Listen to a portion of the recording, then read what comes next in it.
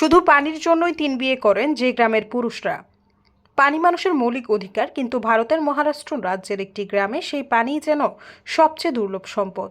আর এই পানির সংকটই তৈরি করেছে এক অদ্ভুত বাস্তবতা। গ্রামটির পুরুষরা একে একে ৩টি বিয়ে করেন শুধু পানি আনার জন্যই। শুনতে অবিশ্বাস্য মনে হলেও বাস্তবে এমনটাই ঘটেছে মহারাষ্ট্রের দেঙ্গান মাল গ্রামে। স্থানীয়দের বরাতে জিও নিউজ উর্দু জানায়, গ্রামের একমাত্র সুপেয় পানির উৎস গ্রাম থেকে বহু দূরে অবস্থিত একটি কুয়া।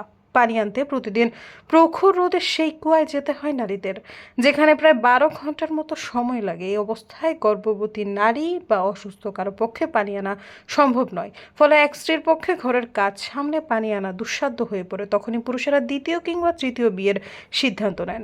এদিকে এই দ্বিতীয় কিংবা তৃতীয় স্ত্রীদের অধিকাংশই সমাজের সুবিধা বঞ্চিত নারী, তাই জীবনের নিরাপত্তা ও সম্মান লাভের আশায় এসব বিয়েতে রাজি হন তারা।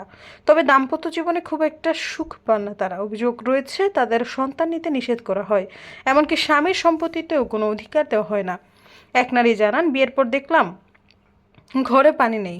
স্বামী বলল আরেকটা বিয়ে করলে সমস্যার সমাধান হবে। আমি কিছু না ভেবে সম্মতি দেই।